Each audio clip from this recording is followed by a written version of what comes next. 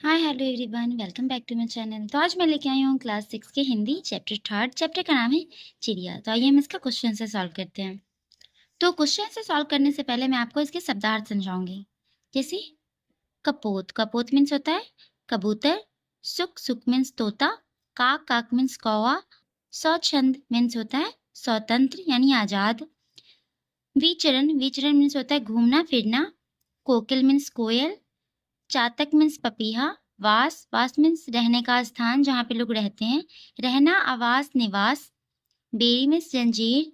पग मीन्स पैर। तो आइए हम इसका क्वेश्चन देखते हैं। पाठ से हमारा पहला क्वेश्चन है, चिड़िया पीपल की ऊंची डाली पर बैठकर क्या क्या संदेश सुनाती है। तो इसका आंसर है, चिड़िया का संदेश यह है कि प्रेम से जीना सीखो, मिलजुल कर रहो, लोभ का त्याग करो, जो भी मिले आपस में बांटकर खाओ, संचय की प्रवृत्ति का त्याग करो, दूसरे के हित के ध्यान रखो और स्वच्छंद तथा निर्भय होकर जीवन यापन करो। तो हमारा फर्स्ट क्वेश्चन कंप्लीट हो गया। सेकेंड क्वेश्चन है हमारा, निम्नलिखित पंक्तियों के भाव स्पष्ट कीजिए। क है पंक्ति है इसका हमारा, सब मिलजुल कर रहते हैं, सब मिलजुल कर खाते हैं, आसमान ही उनका घर है, जहां चाहते जाते हैं।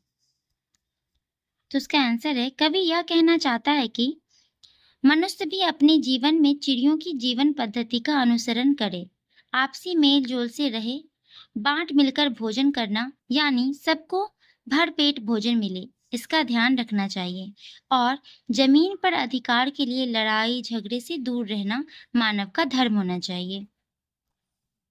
सेकेंड स्टेंजा है हमारा, जो मिलता है अपने श्रम से उतना भर लेते हैं, बच जाता तो औरों के हित उसे छोड़वे देते हैं।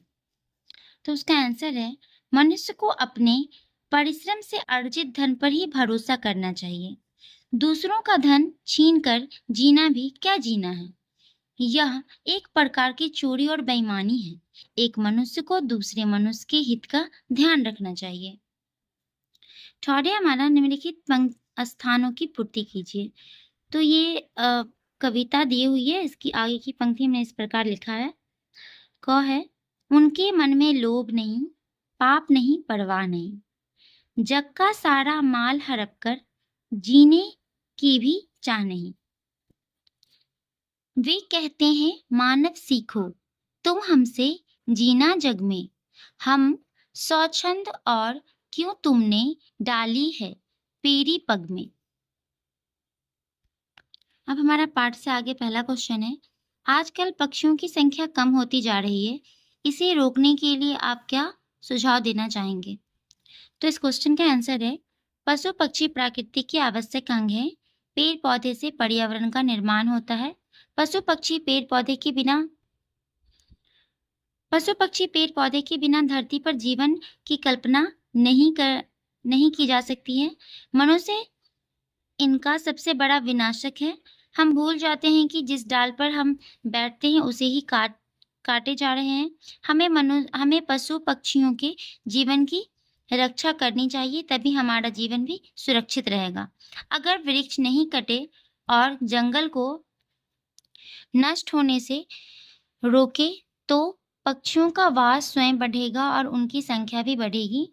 उसे स्वच्छंद होकर जीवन जीने के लिए वृक्ष और पौधे आवश्यक हैं। सेकेंड क्वेश्चन है हमारा, कविता में से उन पंक्तियों को छाटिए जिनमें चिड़ियों को स्वच्छंद रूप से खुले आकाश में उड़ने की बात की गई है। तो उसका आंसर है, आसमान ही उनका घर है, जहां चाहते जाते हैं, सीमाहीन गगन में उड़ते निर्भय विचरण करते हैं, बैठ घड़ी पर हमें चकित कर गाकर फिर उड़ जाती है। तो ये हमारे सेकंड के का आंसर है। फिर नेक्स्ट क्वेश्चन है हमारा, मनुष्य को दुश्मनी की भावना छोड़ने की बात कही गई है।